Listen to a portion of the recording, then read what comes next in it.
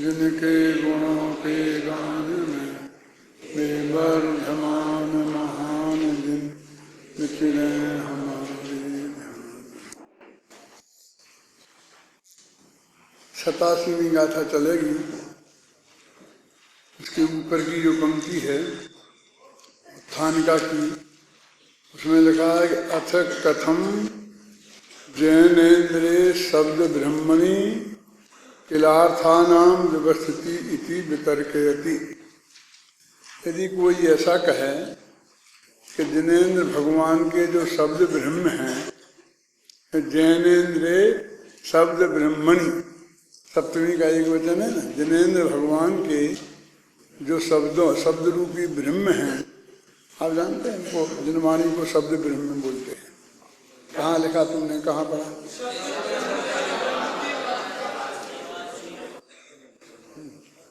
शुद्ध ब्रह्म परमात्मा जिनवाणी है ना, तो इसमें आ गया ना, देखो अथ कथम जैनेन्द्रे शब्द ब्रह्मणि, जिनेन्द्र भगवान की दिव्य ध्वनि में आए हुए जो शब्द ब्रह्म हैं, उनके से पदार्थों की व्यवस्था कैसी है, थोड़ा ये समझाते हैं। क्योंकि इन्हें पिछली गाथा में ये कहा था फिर कि एक द्रव्य गुण पर्याय को जनागम से जाने। जो अरहंत को द्रव्य गुण पर्याय से जानते हैं उनका, वे अपने आत्मा को जानते हैं, और जो आत्मा को जानते हैं उनका मोह नाश को प्राप्त होता है। ये बात तो 80वीं गाथा में कही थी। और देखो पिछली गाथा में क्या कहा था, विगत गाथा में यह बताया गया है कि अरहंत भगवान को द्रव्य गुण पर्याय से जानने के लिए जिनेन्द्र कथित शास्त्रों का स्वाध्याय करना चाहिए। पिछली गाथा थी ना, स्वाध्याय करना चाहिए। उस गाथा का उल्लेख उनने किया है कि जिनेन्द्र कथित शास्त्रों का स्वाध्याय करना चाहिए। अब इस गाथा में यह बता रहे हैं कि जिनेन्द्र भगवान के कहे अनुसार द्रव्य गुण पर्याय का सामान्य स्वरूप क्या है। बिल्कुल उचित है ना, कि अब तुम बताओगे ही नहीं तो हमें कैसे मालूम पड़ेगा। अब हम कौन सा और दूसरा शास्त्र खोलने जाएंगे, तो वहाँ खोजने जाएंगे। तो उन्होंने कहा हम यहीं बताते हैं। लेकिन यहाँ सिर्फ ये एक गाथा है, इसमें सामान्य से उन्होंने द्रव्य गुण पर्याय का स्वरूप बताया है। क्यों? क्योंकि आगे वो इसके लिए पूरा महाधिकार लिखने वाले हैं। उसका नाम होगा ज्ञेय तत्व प्रज्ञापन महाधिकार। उसमें ये द्रव्य गुण पर्याय का ही स्वरूप बताएंगे। उसके 3 भेद हैं। एक पहले का नाम है सामान्य द्रव्य अधिकार। तो सामान्य द्रव्य का स्वरूप, सामान्य द्रव्य का सामान्य स्वरूप माने उत्पाद व द्रव्य है, गुण पर्याय द्रव्यम है। ये कोई एक द्रव्य का स्वरूप नहीं है, सब द्रव्यों का स्वरूप है ना। और वो सब कॉमन बातें हैं जो हर एक में मिलती हैं। जो व्यक्तिगत बातें होती हैं वो अपने अपने में मिलती हैं अलग अलग, और जो सामान्य बातें होती हैं तो सामान्य स्वरूप में ये सब बातें आती हैं। यही सबसे कठिन चैप्टर है प्रवचनसार का। फिर दूसरा जो है ना, जो सामान्य विशेष द्रव्य अधिकार, उसमें तो कुछ है ही नहीं। द्रव्य संग्रह पढ़ ली है, पंचास्तिकाय पढ़ लिया है, छेडाला पढ़ ली है, तत्वासूत्र पढ़ लिया है। फिर उसमें क्या है? 6 द्रव्यों का कथन है। धर्म द्रव्य उसे कहते हैं, धर्म द्रव्य उसे कहते हैं, जीव उसे कहते हैं, अजीव उसे कहते हैं। ये वर्णन है। जब हम पढ़ते तो कहते एकदम इतना कठिन विषय पहले, और फिर वो इतना सरल। एक तो वैसे ही सरल है, और दूसरा सारी जगह पढ़ा है ना द्रव्य संग्रह वगैरह में, इसलिए वो बहुत सरल लगता है। और हमारे आचार्यों के लिए कोई ज्यादा उनके पास माल तो था नहीं, घबराना नहीं। एक उदाहरण उन्होंने चुन लिया धर्म द्रव्य के लिए, अधर्म द्रव्य के लिए, तो मैं सब ने आंख मीच के बस वही उदाहरण खत्म। तो यम जय मच्छानम और छाया आ जाए पथ का नाम। जैसे मछलियों के लिए पानी और पथकों के लिए वृक्ष की छाया, धर्म द्रव्य के लिए मछलियां और अधर्म द्रव्य के लिए पथकों की छाया। और वो ही सब आचार्यों ने, कहीं किसी ने जरा भी कष्ट करने की तकलीफ नहीं की। एक आध और उदाहरण खोज लें कहीं से, क्यों कि उनके पास समय ही नहीं है कि धर्म द्रव्य की चर्चा में ज्यादा लगाने के लिए समय नहीं है। हमें विस्तार में नहीं जाना है। बहुत से लोग कहते हैं हम सिद्ध करेंगे धर्म द्रव्य को। हमारे विद्वानों में से ही वो ईथर है, फलाना है, ये है, वो है, विज्ञान की कसौटी से। आचार्य कहते हैं हमें क्या लेना देना, तो फिर तुमने नाम ही काहे को लिए? 6 द्रव्यों में उनकी गिनती क्यों कर दी? अब तो 6 हैं तो 6 तो बताना पड़ेंगे, हम थोड़ी कह देंगे 4 हैं। ऐसा नाम तो नहीं उड़ा सकते हैं, नाम बताना पड़ेगा, सामान्य स्वरूप भी बताना पड़ेगा। तो हम सामान्य स्वरूप कहेंगे जहाँ जरूरत पड़ेगी। तो इसे कठिन से कठिन विषयों के बीच में भी हम उनको भी थोड़ा कह देंगे। माने सीधी सच्ची बात है कि उनके अस्तित्व को हम स्वीकार करते हैं और हमें सिद्ध करना है, माने दूसरों से स्वीकार कराना। सिद्ध करने का मतलब क्या होता है बोलो? कि दूसरे लोग भी इसे माने। तो हमको कोई विकल्प नहीं है दूसरों को स्वीकार कराने का। खत्म हो गई बात। जो सामान्य आत्मार्थी है, हम में श्रद्धा रखने वाले हैं, उसे तो हम इतना कहेंगे उतना ही पर्याप्त है कि उनका अस्तित्व है, बस खत्म। इससे ज्यादा हमें कोई आवश्यकता नहीं है। लेकिन अब हमें सिद्ध करें और विज्ञान से सिद्ध करें, नहीं विज्ञान से सिद्ध करेगा तो धर्म अधर्म सिद्ध नहीं हुए तो फिर सारा जनागम झूठा हो जाएगा। अब हमको इन विकल्पों में नहीं उलझना है।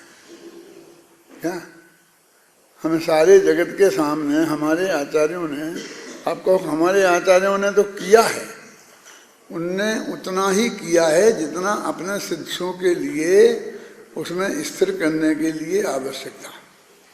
के सारे पर का खंडन मंडन जो हमारे आचार्यों ने न्याय शास्त्र में किया है, उसकी कहाँ जरूरत थी?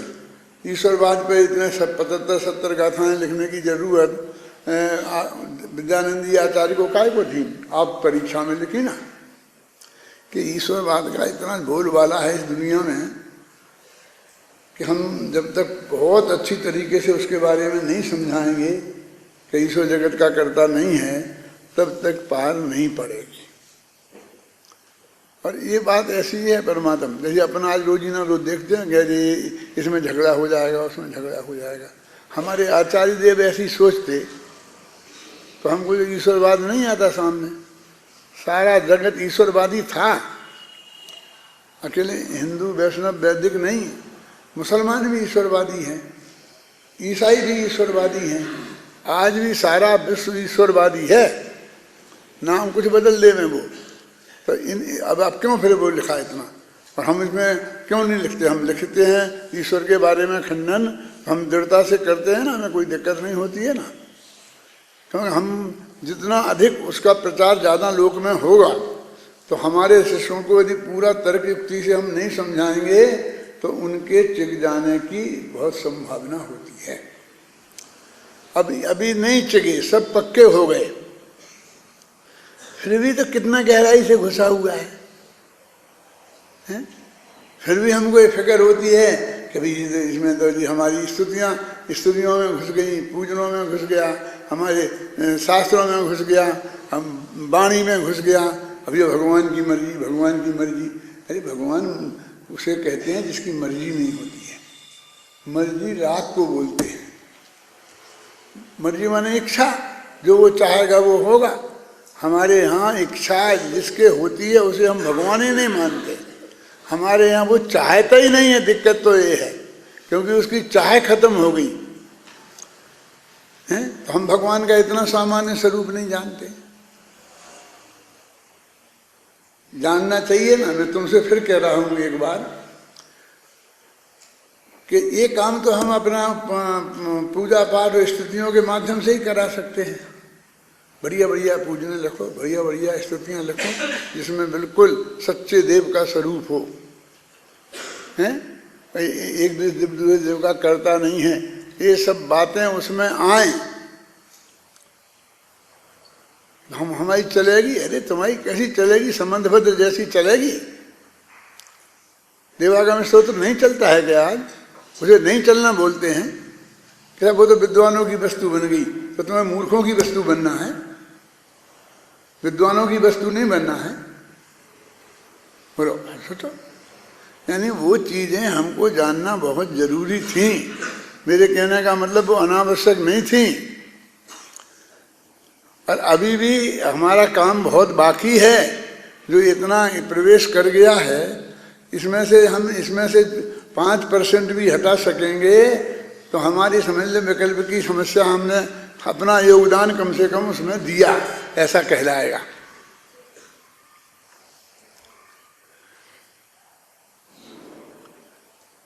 जब भी ऐसा प्रसंग आए, कहीं भी दिखे, तो और कुछ नहीं कर सकते हो तो उसमें अरुचि तो अपने अंदर में कर सकते हो, किसी से अरुचि प्रकट मत करो, किसी से कहो मत, लेकिन अंदर में तो आ सकती है ना कि ये सही नहीं है जैन धर्म के हिसाब से। इतना इस विकल्प में तुम्हें कौन रोकता है? वो पाप लग जाएगा, लगे तो लग जाने देना, मेरे माथे होगा ना, क्यों मैं कह रहा हूं ना तुमसे। मतलब गुरुदेव को मालूम किस भाषा में कहते थे इसे, कि उसे निषेध बरतता है। ज्ञानी को शुभ भाव का निषेध 24 घंटे बरतता है, माने शुभ भाव उसके जीवन में होता है, लेकिन साथ में ऐसा श्रद्धा के लेवल पर निषेध बरतता है कि ये सही नहीं है। और इस श्रद्धा के लेवल का मतलब निर्विकल्प ही नहीं, बीच बीच में समझो मानसिक विकल्प भी आ जाता है, इसमें तो कोई दिक्कत नहीं ना। क्या एक दफे खाना खाने बैठो और आपको डॉक्टर ने कहा कि आप चीनी और घी आपके लिए जहर है। क्या है? क्योंकि आपको डायबिटीज है तो इसलिए चीनी जहर है, और ये हार्ट की तकलीफ है इसलिए आपको घी जहर है, ये डॉक्टर ने बताया। अब साहब कहीं शादी में, विवाह में, कहीं भी जाते हैं, कहीं होता है ऐसा, नहीं जाओ तो क्या फर्क पड़ता है, तुम्हारी तो हो गई ना। अब ऐसा तो है नहीं कि तुम्हारी में कोई नहीं आएगा, नहीं हमारे बच्चों की में नहीं आएगा, तुम्हारे बच्चों की भी हो गई ना, क्यों कि पोतों की में नहीं आएगा, फिर तो तुम्हारा अनंत संसार है। अब पोतों की में नहीं आएगा, पोता फिक्र करेगा, उसका बाप फिक्र करेगा, हम क्यों करें? उसके लिए हम जहर खाएं? डॉक्टर कहता है जहर है, हम तो नहीं खाएंगे। कि नहीं साहब वो होली दिवाली घर पे भी है? ऐसा थोड़ी हो सकता है कि रूखी रोटी बन जाए आपको, ऐसा नहीं हो सकता, नहीं हो सकता। तो कोई बात नहीं है, खा लेना, लेकिन निषेध तो बरतना कि मैं जहर खा रहा हूं, ये तुम्हारे मन में विकल्प रहेगा, इसे कौन रोकता है? कि उससे फिर वो तुम्हारा काम हो जाएगा क्या? जो उससे घी से नुकसान होता है, चीनी से, फिर वो नहीं होगा कि वो तो होगा। तो फिर ये विकल्प हमसे क्यों कराना चाहते हो कि अबे तो खा लो, फिर दोबारा नहीं खाओगे, इसलिए तुम्हारे अंदर में वो सत्य जिंदा तो रहे। क्या ये महिलाओं की बुद्धि आजकल तो बहुत अच्छी हो गई, पहले बहुत ही खतरनाक थी। ये शांताबेन थी ना यहाँ, शांताबेन, चंपाबेन और शांताबेन की बात करता हूँ मैं। चंपाबेन भी हमको बहुत बात्सल्य भाव रखती थी, लेकिन शांताबेन तो बहुत ही ज़्यादा रखती थी। हमारा भी उनसे बहुत प्रेम था, यहाँ रहती थी जयपुर में ही। तो हमने ये बात एक दिन प्रवचन में ही बताई कि ये घी अमृत जहर है, जहर। और महिलाएं ऐसा समझती हैं कि ये नहीं आएंगे तो कमज़ोर हो जाएंगे, थोड़ा 1 किलो वजन कम हो जाए तो समझते कमज़ोर हो गए। अब डॉक्टर कहता है 5 किलो वजन कम करो, और महिलाएं कहती हम किसी कीमत पर होने नहीं देंगे। तो मैं समझता ऐसे, मैं तो कह रहा था सामान्य एक गृहस्थी वाली महिलाओं की, बिना पढ़ी लिखी। उन शांताबेन ने मुझे बताया यहाँ, तो सभा में ही बताया कि पूज्य गुरुदेव श्री को घी जैसे घी के लिए डॉक्टरों ने मना किया था, ये सब इसके लिए मना किया था। तो हम लोग चुपचाप उस आटे में मौन ऐसा करके किसी को पता नहीं चले, गुरुदेव को पता नहीं चले, डाल देते थे। बोला कितनी यानी वो गुरुदेव की कितनी भगत थी और कितनी हितैषी थी। मैं ये कह सकता हूं कि सारे हिंदुस्तान में कोई नहीं होगा उनकी इस बात में, मतलब बिल्कुल शंका नहीं थी क्या, कि उनको किसी भी कीमत पर वो सर्वसमर्पण करके मतलब गुरुदेव की सुरक्षा चाहती थी, गुरुदेव का भला चाहती थी सब दृष्टि से। लेकिन अंदर वो घुसा था ना कौन सा, कि घी नहीं गया तो बस खत्म, घी जीवन है।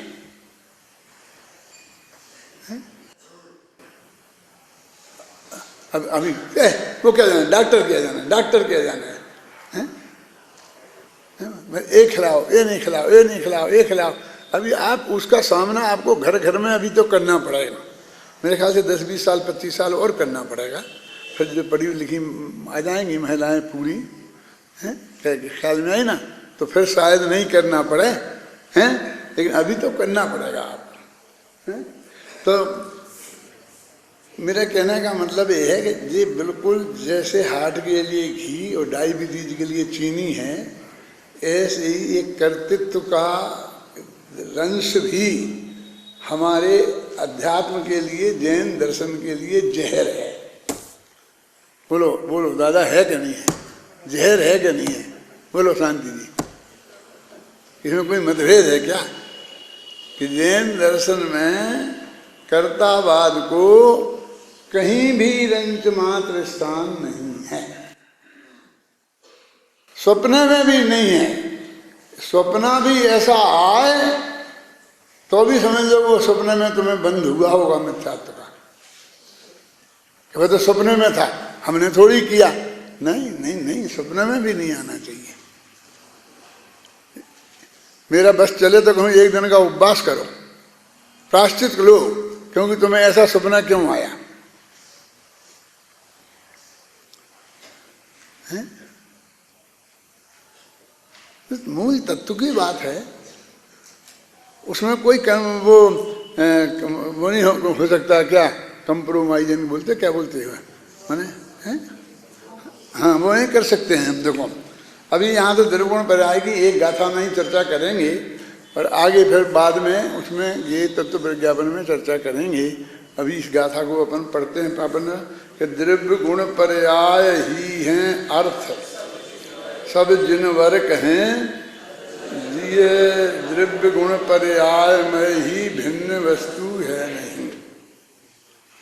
ये प्रवचन सार की एक विशेषता है, ये जो अभी गे तत्व प्रज्ञापन अधिकार की पहली दूसरी तीसरी गाथाओं में बहुत विस्तार से आएगा और चर्चा विस्तार से जितनी जरूरत होगी मैं वहाँ करूँगा। लेकिन यहाँ बता देना चाहता हूँ कि पहले द्रव्य गुण पर्याय, ये तीन की बात चलती है, और गुण पर्याय व द्रव्यम, गुण पर्याय वाला द्रव्य होता है और उत्पाद व द्रव्य युक्तम, इन तीनों से सहज द्रव्य होता है और सद्द्रव्य लक्षणम। अभी अर्थ नाम की जो चीज है वो नहीं आती थी चर्चा में। देखो एक बात और कहूं, तत्वार्थ सूत्र कितना क्लियर है, इसमें अर्थ शब्द तत्वार्थ लिखा क्या नहीं लिखा। अब पुरानी जितनी भी टीकाएं उठा के देखना, तो मैंने आचार्यों की नहीं कह रहा हूं, पंडितों की, सब में सात तत्वों के सिद्धांत को सम्य दर्शन कहते हैं। कहाँ सात तत्वों का सिद्धांत कहाँ से निकाली तुमने? कि तत्व सूत्र में है? क्या लिखा उसमें? तत्वार्थ सिद्धानम सम्य दर्शन। कितना क्लियर लिखा, वे तो उसे अर्थ साथ में ही जोड़ते हैं, वे तो अर्थ की बात करते हैं, हम अर्थ को ऐसे उड़ा देते हैं। साहब अर्थ किसे कहते हैं? वो सात तत्व होते हैं ना, उनमें दो और जोड़ दो पुण्य पाप, अर्थ हो जाते हैं। ये हमने पढ़ा था, आप लोग भी यही पढ़ते होंगे, मतलब दो पुण्य पाप जोड़ दो उनमें, सात तत्वों में, तो अर्थ हो जाएंगे। फिर 9 अर्थ कहलाते हैं, वो 7 तत्व कहलाते हैं। यही पढ़ा था हमने, यही पढ़ाते थे। सत्वा सूत्र सर्वासिद्धि सब चर्चा चलती थी। जब एकदम समय सार पढ़ा तो 9 तत्व अर्थ आ गए, 9 तत्व आ गए कि तत्व भी 9 है। हम तो समझते थे अर्थ 9 होते हैं। ये समझ में आया कि 9 तत्व, नव तत्व का तत्व भी अदैकत्व न मुंचती, ये आ गया। इस मामले में देखो, इसमें ही लिखा है, वो मैंने खूब अच्छी तरह पढ़ा है और फिर तुमको बता रहा हूँ, फिर इसमें से भी पढ़ दूंगा, एक दफे आप समझ लो कि द्रव्य, गुण और पर्याय। द्रव्य को भी अर्थ कहते हैं, गुण को भी अर्थ कहते हैं और पर्याय को भी अर्थ कहते हैं। वो तीनों को मिला के भी अर्थ कहते हैं। अर्थ देखो, द्रव्य को द्रव्य कहते हैं, गुण को द्रव्य नहीं कहते हैं, पर्याय को द्रव्य नहीं कहते हैं। समझ में आया? गुण को गुण कहते हैं, द्रव्य को गुण नहीं कहते हैं, पर्याय को गुण नहीं कहते हैं, पर्याय को पर्याय कहते हैं, पर्याय को गुण नहीं कहते हैं, द्रव्य नहीं कहते हैं। लेकिन अर्थ द्रव्य गुण पर्याय तीनों को कहते हैं। वो आएगी 93वीं गाथा। अथो खलु दब्यमयो दब्बाणी गुण पयज्ञ भणे धानी तेहम पुण्य पज्जाया जय मूढ़ा ही परे समिया। अब ये जो व्यवस्था जो अपन ने पढ़ी है उसके संदर्भ में यानी तीनों को अर्थ कहते हैं। तो जब भी आचार्य अर्थ शब्द का प्रयोग करते हैं तब अपने तत्वार्थ कहते हैं। अपन अर्थ नहीं समझते हो तो मीनिंग, हम तो अर्थ का अर्थ ही समझते हैं। इसका अर्थ क्या है कि मीनिंग, इसका मीनिंग क्या है, क्यों? वो यहाँ नहीं है, वो भी अपनी जगह होगा अर्थ का अर्थ, लेकिन ये अर्थ कहते हैं इसका अर्थ वो भाषा वाला अर्थ नहीं है, समझे ना, अनुवाद नहीं है। तो अर्थ के द्रव्य को भी अर्थ कहते हैं, गुण को भी अर्थ कहते हैं और पर्याय को भी अर्थ कहते हैं। उसका मतलब ये है कि दुनिया में जो कुछ है वो सब क्या है, अर्थ है, व्यर्थ कुछ नहीं है।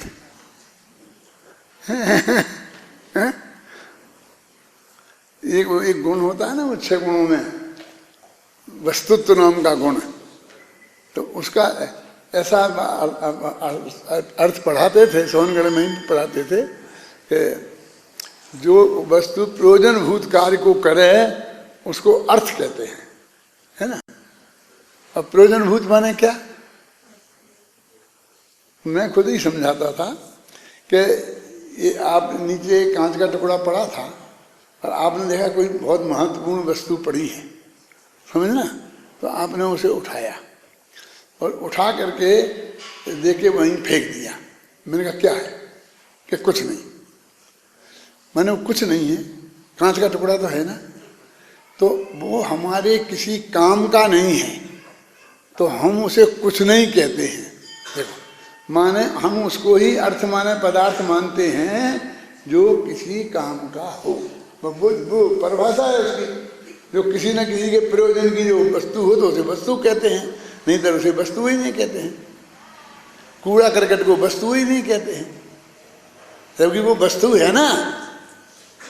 वस्तुत्व गुणों को ऐसा समझाते थे कि फिर वो बाद में ये लगा दिया प्रयोजनभूत अर्थ क्रिया को करे, मतलब भाई ऐसा तो वो काम का है लेकिन हमारे किसी काम का नहीं है। अब अपने मलमूत्र कैसे है, क्या है, बोलो, अर्थ हैं कि नहीं है, हमारे तो किसी काम के नहीं है, तो उन्हें वस्तुत्व गुण नहीं होगा, तुम्हारे काम का नहीं है लेकिन सुअर के काम का तो है। इसलिए कि तुम्हारे हिसाब से लगेगा दुनिया का। जितने भी पदार्थ हैं वो सब अर्थ हैं। अर्थ यदि कोई नहीं है तो गधे का सिंह अर्थ नहीं है, आकाश का फूल अर्थ नहीं है, बंध्या का पुत्र अर्थ नहीं है,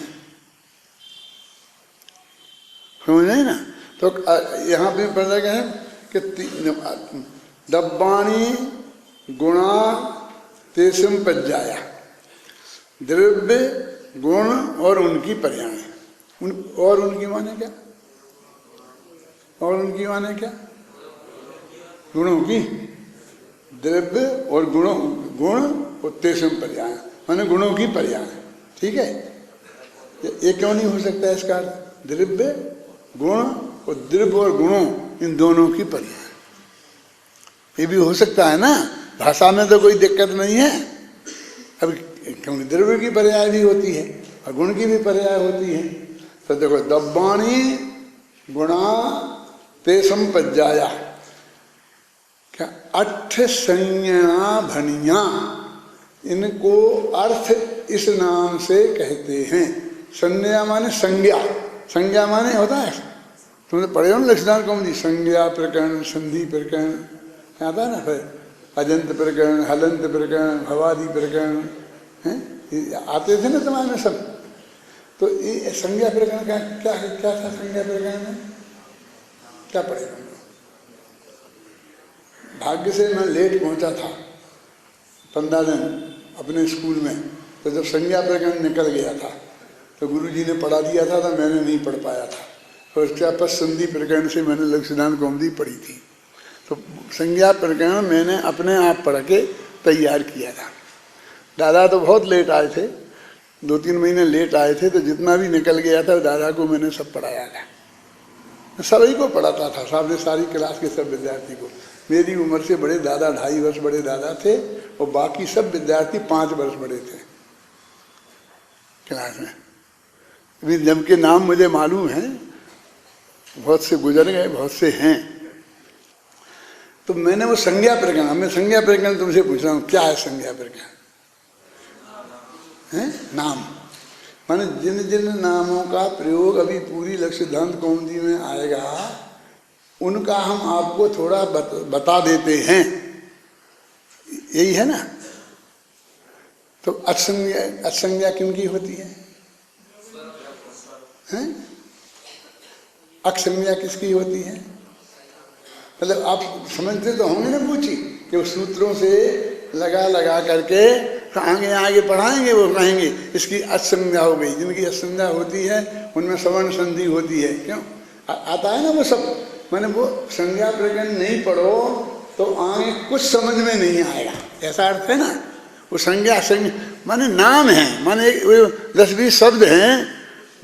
जैसे अपने प्रशिक्षण निर्देशिका में वो 17 पॉइंट है ना, वो उसका संज्ञा प्रकरण है क्या? वो बात यहाँ आचार्य कह रहे हैं। देखो कितना सरल है प्राकृत में, दब्बाणी गुणा तेसम पज्जाया अठ संज्ञा भनिया, इनको अर्थ इस नाम से कहते हैं। द्रव्यगुण पर्याय को अर्थ कहते हैं, है ना। और तेसम गुण पज्जायानम अप्पा दब्बति निर्देशो। अब ये जो नीचे की गाथा है, ये पंक्ति है, इसमें इन्होंने बहुत अच्छा बताया। जो गुण पर्यायों को प्राप्त हो वो द्रव्य है ना, जो द्रव्य को प्राप्त हो वे गुण हैं, वो पर्याय हैं। इस तरह से इन्होंने तीनों को परिभाषित तो किया है, लेकिन तीनों का नाम अर्थ है जो ऊपर की पंक्ति में कही। द्रव्य गुण पर्याय ही हैं। देखो ये अनुवाद सही है कि नहीं है? ये जिनवर कहें कहाँ का अनुवाद है? हाँ, भनिया, मतलब उसमें एक एक शब्द का अर्थ आया है, ऊपर की हर पंक्ति कम है ना। ये इससे ज्यादा सरल अनुवाद क्या हो सकता है? हिंदी वाला हो, मराठी वाला हो, तमिल वाला हो, कन्नड़ वाला हो, जिसमें मेरे को टूटी फूटी हिंदी आती हो, उसकी भी समझ में आएगा क्या? नहीं कि द्रव्य गुण पर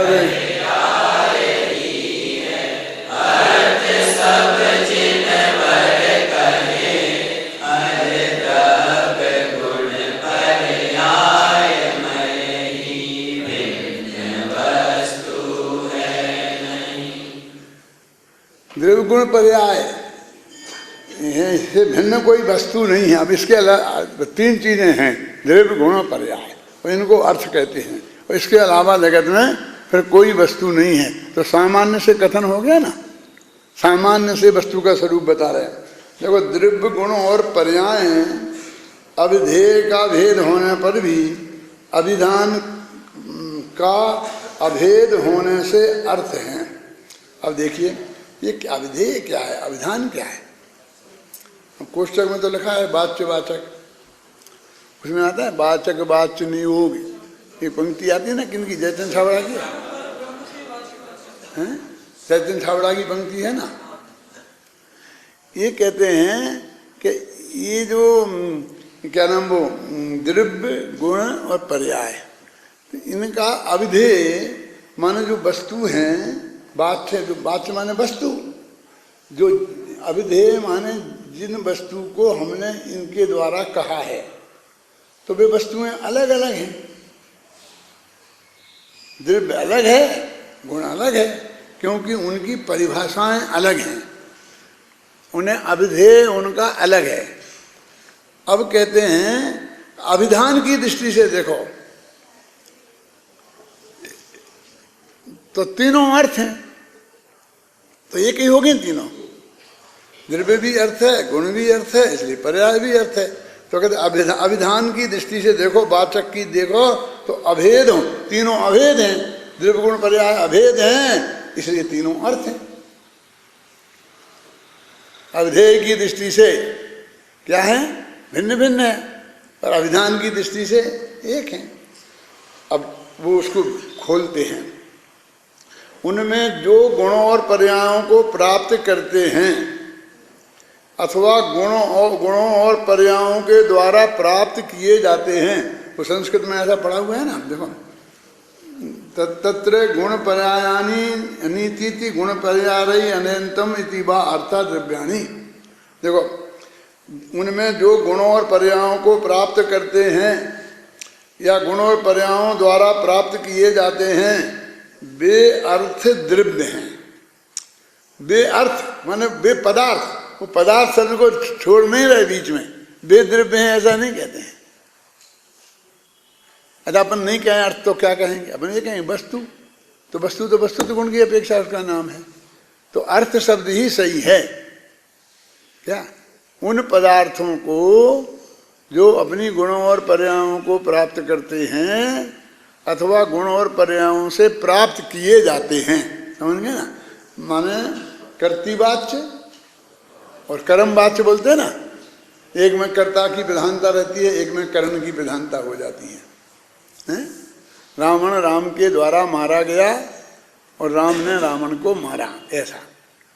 जो गुणों और पर्यायों को प्राप्त करें अथवा गुणों पर्यायों से प्राप्त किए जाएं, उन्हें क्या कहते हैं? अर्थ नहीं, द्रव्य कहते हैं। द्रव्य नामक अर्थ कहते हैं। अब इसमें लिखा ना, वे अर्थ द्रव्य हैं। तो इसको ऐसा करो तुम सुविधा के लिए कि वे द्रव्य नामक अर्थ हैं। क्या इसका अर्थ समझ नहीं रहे? वे पदार्थ द्रव्य हैं, माने वे उन पदार्थों का नाम तो द्रव्य है, लेकिन द्रव्य नाम के अर्थ हैं। हमने कहा था ना, अर्थ 3 प्रकार के होते हैं, द्रव्य, गुण और पर्याय। तो वे कौन है? द्रव्य नाम के अर्थ हैं। अब उधर गुण नाम के अर्थ कौन है? अभी ऐसा हमने द्रव्य नाम के अर्थ समझे ना, ऐसे हमें गुण नाम के अर्थ को समझना है, पर्याय नाम के अर्थ को समझना है। जो द्रव्यों को आश्रय रूप में प्राप्त करते हैं और या आश्रयभूत द्रव्यों के द्वारा जो प्राप्त किए जाते हैं, फिर वही लगाए 2 ही बातें। यानी अपने आश्रयभूत कौन? द्रव्य है। तो उनको जो प्राप्त होते हैं या उन्हें प्राप्त करते हैं अथवा उनके द्वारा प्राप्त किए जाते हैं, तो वे अर्थ क्या हैं? गुण। वे अर्थ गुण नामक अर्थ हैं, समझ गए? अब यही पर्याय लगाओ। जो अर्थ पर्यायों को प्राप्त करते हैं या पर्यायों द्वारा प्राप्त किए जाते हैं, वे अर्थ पर्याय नामक अर्थ हैं। माने ये अर्थ की ही बात चल रही है, समझे ना? व्यर्थ की बात नहीं है, समझ गए ना? ऊपर जो ऊपर कहा कि हम उसको बताते हैं कि क्या है, क्या व्यवस्था, प्रवचन सार की व्यवस्था क्या है। यहाँ से बीज डाल दिया, जैसे ना चाहते अथवा मैं चाहूँ, तो यहाँ से भी हम अध्याय पलट सकते हैं। के तत्व प्रज्ञापन यहाँ से भी शुरू कर सकते हैं। माने अब ये सब गे तत्व प्रज्ञापन की बातें आ गई।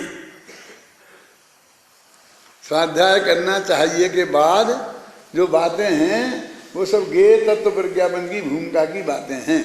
अब इन कभी कभी कुंद ने तो कोई ऐसा भेद किया नहीं, वे तो पूरी गाथाएं लिखते गए।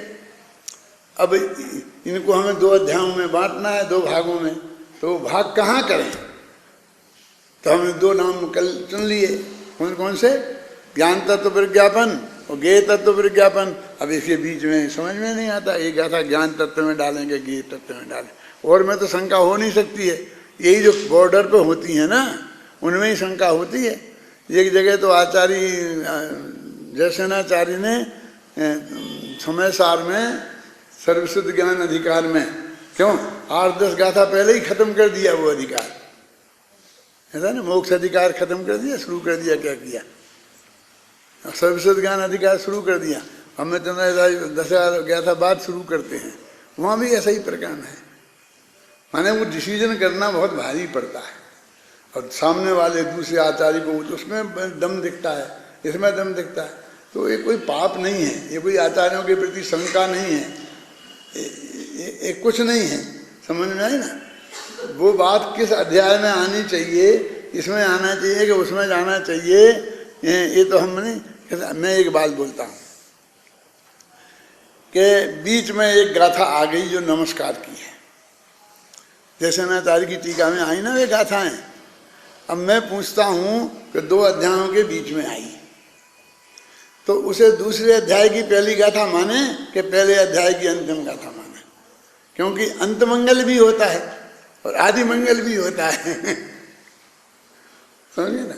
तो हम कोई आचार्य उसे अंत मंगल में डालकर पिछली अध्याय में शामिल कर सकता है, कोई आचार्य उसे आदि मंगल मानकर अगली गाथा में शामिल कर सकता है। इन बातों का आपको पता नहीं चलता। जैसे मोक्ष मार्ग प्रकाशक के लिए मैंने कहा कि भाई इनने अध्याय लिखे थे, पंडित जी ने तो पहली दफे लिखे, दोबारा देखने का उन्हें मौका नहीं मिला था कि वो उसे देख करके फाइनल करते और फिर उसमें जो करेक्शन करना होते वे कर देते। वो करेक्शन करने का उन्हें मौका नहीं मिला, वो तो अपन जानते हैं सबको इतिहास से। तो सब अध्याय में वो लिखते जाते हैं कि ये अध्याय, पहला अध्याय लिख दिया, फिर ये अध्याय समाप्त हुआ, फिर दूसरे में लिख दिया ये अध्याय समाप्त हुआ है। फिर जब अगला अध्याय शुरू करते थे तो एक दोहा मंगलाचरण का लिखते थे, कम से कम लिखते हैं।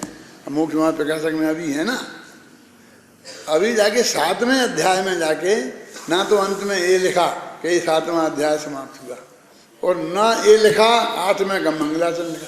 सब में मंगलाचरण है और 8वें अध्याय में मंगलाचरण है। अब तब तक सब छपा छाप रहे थे, जितने भी प्रतियां कम से कम 10-12 जगह से छपी थी मोक्ष मार्ग प्रकाशक की, वो सारी प्रतियां तब तक जो उपलब्ध थी वो मैंने उनका उल्लेख किया है अपने पीएच वो है ना पुण्यटोडमल व्यक्तित्व कर्तृत्व में, सूची दी है उनकी कि कहाँ कहाँ से प्रकाशित हुए। मोक्ष मार्ग प्रकाशक की भूमिका में भी दिया है, देखे दिए ना आपने। तो सब ने आंख मीच के उसे 7वां अध्याय और इसे 8वां अध्याय लिख दिया, और 9वें अध्याय से शुरू होता है। बस वही चर्चा बराबर मेरे ख्याल से पिछले 250 वर्ष से चलती रही। क्या अभी जब मैंने उस पर रिसर्च किया तो मेरा माथा ठनका कि सब में मंगलाचरण है तो इसमें क्यों नहीं है? क्योंकि उनकी स्टाइल से अपन परिचित हो गए थे कि पहले मंगलाचरण लिखेंगे और मंगलाचरण में वही बात लिखेंगे कि जो बात उनके अध्याय में लिखनी है, दूसरी बात कोई लिखेंगे नहीं हैं। इस भवतरु का मूल है जानहु मिथ्या भाव, है ना, ये लिखेंगे कि मिथ्या भाव है इस संसार का कारण, तो मिथ्यात्व की चर्चा उन्हें करनी है विस्तार से। ताको कर निर्मूल अब कहिए मोक्षोपाय, जो भी है हम उसको खत्म करने की बात करते हैं। तो अब वो मैंने कहा कि ये क्या हुआ, फिर बहुत बारीकी से उसके अध्ययन किया तो वो ये डिसीजन नहीं कर पाए थे। एक तो बहुत बड़ा अध्याय होता जाता था तो उनको ये लगता था कि इतना बड़ा अध्याय नहीं होना चाहिए। और दूसरे दो प्रकरण बिल्कुल अलग थे। ये इसमें नयों का प्रकरण था और उसमें 4 अनुयोगों का प्रकरण था। अनुयोगों की मुख्यता से उन्हें बात करनी थी, तो बिल्कुल अलग। ऐसा तो कर ही सकते थे वो कि उसका 7वां अध्याय नाम रखते और इसका 7वें अध्याय का पूर्वार्ध नाम रखते और उसका नाम उत्तरार्ध रखते। एक किताब भी अलग लिख सकते थे पूरी, जैन दर्शन के अर्थ करने की पद्धति, जो बाद में पाणिनि जी ने लिखी भी, ऐसी किताब बनाई और उनमें दोनों को ऐसा कर सकते थे। लेकिन वे अभी डिसीजन पे नहीं पहुंचे थे कि इन दोनों का एक अध्याय बनाएं कि 2 अध्याय बनाएं। और उसके बाद 9वां अध्याय तो पूरा हो ही नहीं पाया, तो उसमें तो उनको मतलब उनकी मृत्यु ही हो गई। तो इसलिए फिर अब वो उसमें कुछ कर नहीं पाए वो डिसीजन। तो उसमें मंगलाचरण नहीं है 8वें अध्याय में और इसमें।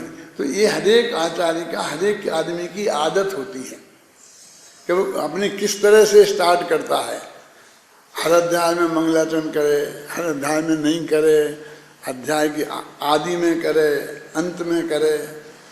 ख्याल में है ना, कोई मध्य, जैसे अब ये कुछ आचार्य हैं पद्म ब्रह्मचारी देव जैसे, वो बिल्कुल मध्य में भी जब उनको शौक आता है तभी करने लगते हैं। तो जिस चित्तालय में बैठते थे और वहाँ बैठ करके वो उसका अनुवाद करते थे, टीका लिखते थे, तो उसमें जो भगवान विराजमान थे उनके सामने जाके बैठते थे। तो बस पहले तो भगवान की भक्ति में एक श्लोक लिख देते थे, सूरदास जैसा नया छंद बना दिया। बस फिर वो जो शास्त्र में जहाँ आता था वहीं डाल देते थे उसे, आगे पीछे सेट नहीं करते थे। जहाँ उनको लिख रहे थे फिर आगे लिखने लगते थे मंगलाचरण में। तब ये सारी चीज़ें हमको समझनी पड़ेंगी ना, तब हम उनका सही अर्थ ढंग से कर सकते हैं, नहीं तो नहीं कर सकते हैं। हाँ, क्या अपन कहाँ पढ़ रहे थे? जिस प्रकार, अच्छा जी, वे अर्थ हैं, तीनों हो गए, ये 4 पंक्तियाँ हो गई, अच्छी तरह पढ़ लेना घर पर। जिस प्रकार सोना रूप द्रव्य, ये उदाहरण दे रहे, पीलेपन आदि गुणों और कुंडलादि पर्याय। देखो पीलेपन आदि को तो गुण कह रहे, वैसे तो सोना भी पर्याय है ना, क्योंकि वो तो स्कंध है ना पुद्गल का, और पीलापन भी पर्याय है और कुंडल भी पर्याय है, तीनों पर्याय ही हैं। अब एक पर्याय को बनाया द्रव्य समझाने के लिए, और एक पर्याय को बनाया गुण, और एक पर्याय को बनाया पर्याय। उदाहरण में समझ में है ना। तो मैं कहता हूँ कि जैसे कि कुंडल आदि, कुंडल तो एकदम स्पष्ट दिखाई देता है ना, और सब तो रंग को उनने गुण क्यों लिया? क्योंकि पुद्गल का वो गुण है ना रंग, तो सफ़ेदी वगैरह उसको उनने उसमें गुण लिया। एक गुण और पर्याय, 3 हो गई। सफ़ेदी वगैरह गुण और सोना द्रव्य और कुंडल आदि उसकी पर्याय, पर्यायों को प्राप्त करता है। सोना जैसे वो सफ़ेद वगैरह है ना, तो उसको सोने ने प्राप्त किया। जो कुंडल बना तो सोना कुंडल बना, अथवा कुंडल ने सोने को प्राप्त किया। सोने को प्राप्त नहीं किया होता तो कुंडल बनता काहे का? अथवा उस सुनहरी नग ने सोने को प्राप्त किया, अथवा उनके द्वारा प्राप्त किया जाता है। इसलिए सोना द्रव्य अर्थ है, अर्थ नामक, द्रव्य नामक अर्थ है।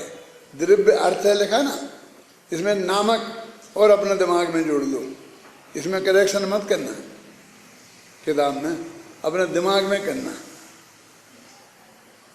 अच्छा देखो, जिस प्रकार पीलापन आदि गुण सोने के आश्रय होने से के रूप में प्राप्त करते हैं और सोने द्वारा प्राप्त किए जाते हैं, इसलिए पीलापन आदि गुण अर्थ हैं, गुण नामक अर्थ हैं।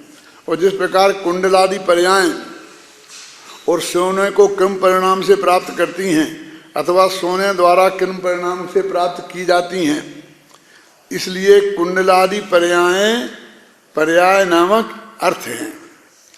इसी प्रकार अन्यत्र सब जगह घटित कर लेना चाहिए।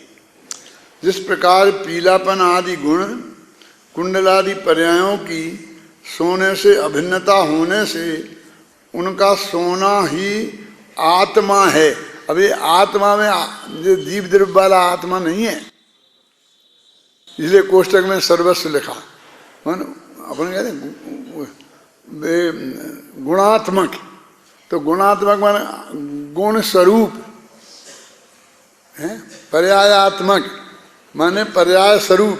आत्मा सोना ही आत्मा है माने इस रूप है, सर्वस्व है। उसी प्रकार द्रव्य गुण पर्यायों में गुण पर्यायों से अभिन्नता होने से उनका द्रव्य ही आत्मा है, माने सर्वस्व स्वरूप है। इस प्रकार इस गाथा में द्रव्य गुण पर्याय का सामान्य स्वरूप बताते हुए मात्र इतना ही कहा गया है कि द्रव्य गुण और पर्याय इन तीनों को अर्थ कहते हैं। द्रव्य को भी अर्थ कहते हैं, गुण को भी अर्थ कहते हैं और पर्यायों को भी अर्थ कहते हैं। ध्यान रहे, द्रव्य गुण पर्याय इन तीनों को मिलाकर भी अर्थ कहते हैं और तीनों को पृथक पृथक भी अर्थ कहते हैं। द्रव्य गुण पर्याय इन तीनों में कथनचित भेदा भेद है। पर तात्पर्य यह है कि ये तीनों प्रदेशों की अपेक्षा तो एक हैं, भाव की अपेक्षा जुदे जुदे हैं, क्योंकि इनमें प्रदेश भेद नहीं है पर भाव भेद है। ये शायद अभी आएगा, बहुत विस्तार से आएगा इसी ये तत्व विज्ञापन में। एक द्रव्य के भीतर भेदाभेद किया जाता है ना, तो उसमें प्रदेश की अपेक्षा एक पना होता है।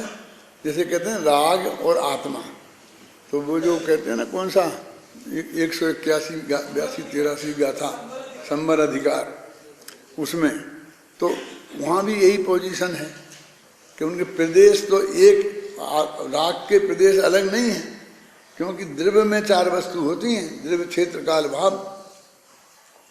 पर्याय में तो 4 वस्तु होती नहीं, पर्याय तो एक वस्तु 4 में से एक वस्तु है, गुण भी 4 में से एक वस्तु है, प्रदेश भी 4 में से एक वस्तु है, तो इनमें 4 होने का तो सवाल नहीं है। तो जब जिनके प्रदेश एक होते हैं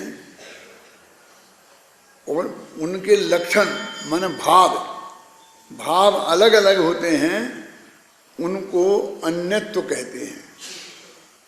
और जिनके द्रव्य क्षेत्र काल भाव माने प्रदेश भी जुदे होते हैं, उसे पृथकत्व कहते हैं। इसकी बात को आगे बताएंगे, मूल गाथाओं में बताएंगे, एक पूरा प्रकरण है ना। तो इनमें द्रव्य गुण पर्याय में वो अन्यत्व वाला भेद है, पृथकत्व वाला भेद नहीं है। किन किन में? द्रव्य और गुण में, गुण और द्रव्य में, गुण और पर्याय में, पर्याय और गुण में, द्रव्य और पर्याय में, पर्याय और द्रव्य में। इनमें क्या है? अन्यत्व है। फिर और एक गुण से दूसरे गुण में अन्यत्व है, एक पर्याय से दूसरी पर्याय में अन्यत्व है, एक द्रव्य से दूसरे द्रव्य में पृथकत्व है। समझ गए ना?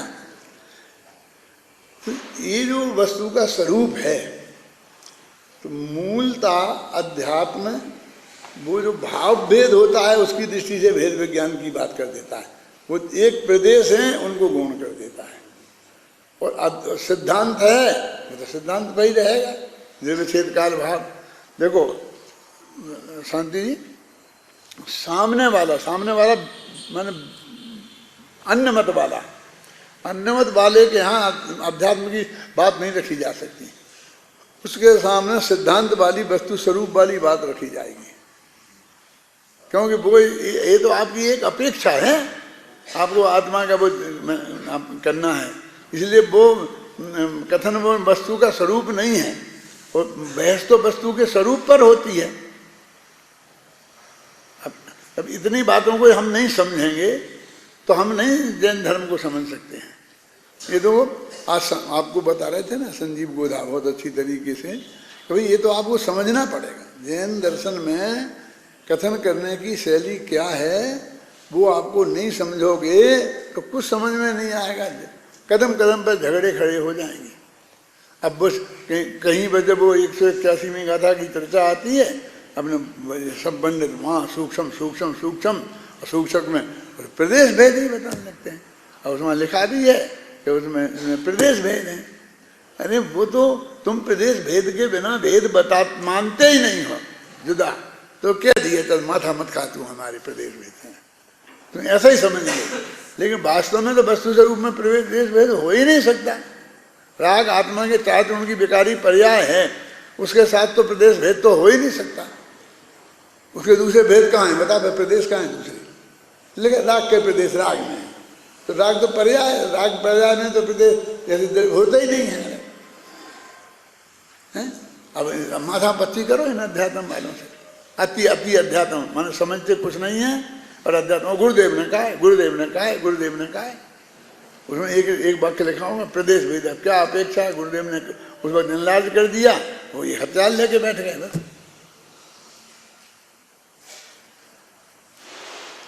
क्या और वैसे 81 में कहा था, बहुत बड़ी समस्या हो गई। अभी तुम लोग इतने पक्के विद्वान बन गए, बढ़िया बन गए, वहाँ जाओगे फेल हो जाओगे। तुम यदि कहोगे नहीं उनके प्रदेश भेद अलग नहीं है तो तुम फेल पंडित हो गए हैं। तो जो अति होशियार है ना अपने विद्यार्थी, वे कहेंगे यहाँ कहना प्रदेश भेद है, मसले उन्हें तो क्यों अपने को तो इनका मत जीतना है। अरे तुम विद्वान हो,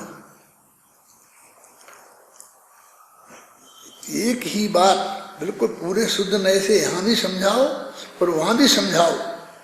तुम ये नीति मत अपनाओ कि यहाँ कुछ कहेंगे वहाँ कुछ कहेंगे।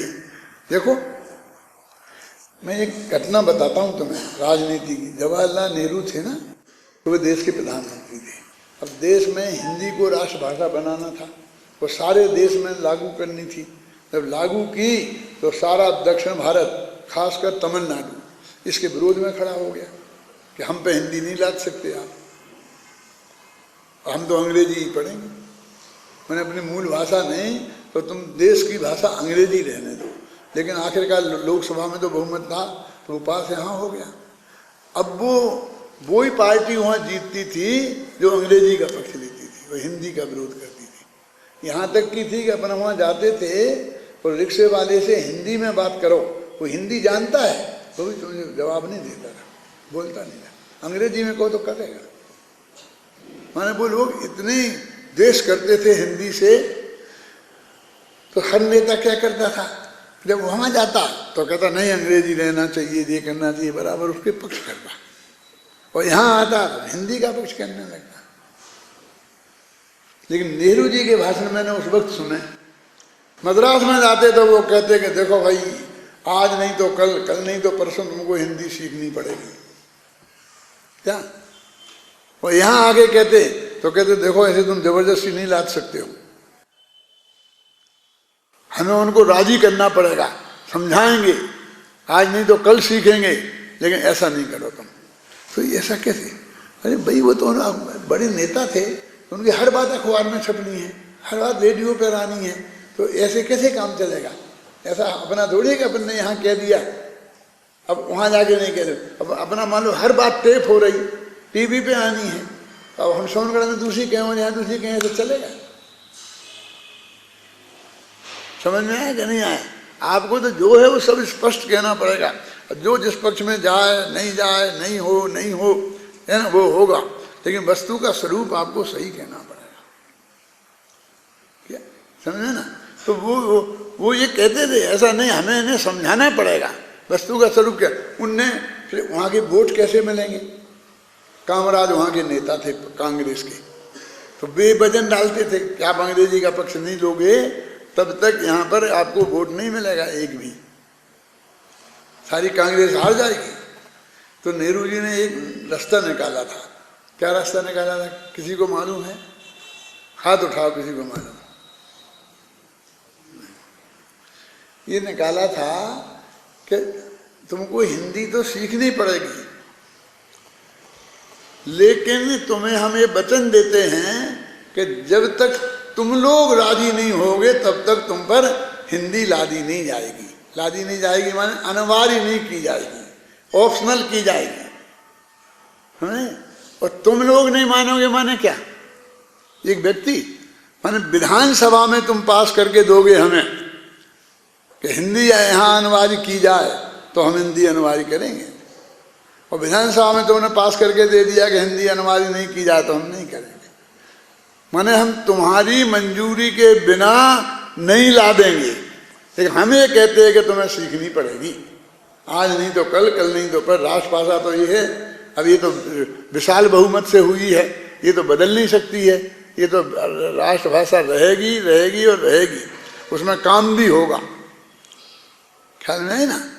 और वो चली, चलते चलते आखिरकार अब सभी सीखे नहीं पड़े ना। नेहरू जी गुजर गए तब तक इन लोगों ने उनको विधानसभा में पास करके नहीं दिया, वहां भी कांग्रेस का ही राज था, उन्हीं का राज था तो वे पास करवा लेते ना। यदि वो पास कर देती कांग्रेस तो अगले समय में उसका नहीं रहता, हार जाती, वो चुनाव में हारती तो वो फिर पास कर लेती। क्या समझे आप? वो विरोधी दल वाले पास कर लेते उसे, तो फिर चक्कर खड़ा हो जाता। तो उनने कहा कि हम जब जनता, हम समझाएंगे जनता को, हर कांग्रेसी समझाता रहा कि अपन को जल्दी से जल्दी करना चाहिए, नहीं अपने बच्चे हिंदी से में कमजोर रह जाएंगे तो देश के लेवल पर तो उनको महत्वपूर्ण स्थान नहीं मिलेंगे। मद्रास के लोग बहुत अच्छे पढ़े लिखे अंग्रेजी आते थे तो सब IAS ऑफिसर वही बन जाते थे। अब वे समझते थे कि हिंदी लाद देंगे और हिंदी में यदि IAS की परीक्षा होने लग गई तो हम नहीं बन पाएंगे। तो वो जो बड़े बड़े ऑफिसर थे, IAS ऑफिसर, वो जनता को भड़काते थे कि अंग्रेजी ही रहे तो ये हमारे बच्चे जाके बन सकते हैं, नहीं तो नहीं बन सकते हैं। तो ये सब चीज़ें मतलब हमें तत्व के बारे में भी बहुत गंभीरता से अपना बड़ा व्यक्तित्व बनाना चाहिए, ये तुच्छ क्षुद्र व्यक्तित्व नहीं बनाना चाहिए। क्या यानी फिर आप तत्व के प्रति निष्ठा नहीं रही आपकी, समझे ना। बस अब इसके प्रति हो गई कि हमारा लड्डू, हमारी खिचड़ी पकना चाहिए, हमें लोकप्रियता आना चाहिए, और जहाँ लो जहाँ जैसा कह दो। तो तुम्हारे भरोसे तत्व को छोड़े। सुनो, इतने अप्रमाणिक जो लोग हैं, मेरी बात सुनना, उनके भरोसे इस तत्व को हम छोड़ें क्यों? दिक्कत ये होती है हमारे प्रतिनिधि कहलाते हैं, लोग ऐसी भाषा में बात करें, जयपुरे मानता है, जयपुरे नहीं मानता है, तो ये अपनी बदनामी है कि सुनामी है? क्यों बोलो आप? अरे ये हमारी शक्ति है, ये हमारी ताकत है, ये हमारी ईमानदारी का सबूत है कि हम जो सही समझते हैं आगम के आधार पर हम उसे कहते हैं, उसकी दुनिया में कोई बदल नहीं सकता। हम और हमारे सब प्रतिनिधि इस बात को ही कहेंगे, समझ में आई ना। और ये कोई बात नहीं है कि आप हमारे प्रतिनिधि बने ही नहीं, बने होंगे बन जाए, कांग्रेस छोड़ के भारतीय जनता पार्टी में चले जाए, कौन रोकता है। लेकिन वस्तु के स्वरूप के प्रति हमारी निष्ठा होनी चाहिए। आप वस्तु को, स्वरूप को देखकर डिसीजन करें, किसी पक्ष को देखकर, जीत और हार के को देखकर उसके हिसाब से डिसीजन नहीं करें, तो ये वस्तु के स्वरूप सही आएगा। अब ये गाथा हो गई, ये प्रकरण भी इसमें यहीं समाप्त हो गया। देखो अब अगली गाथा कल चलाएंगे अपन 68 में।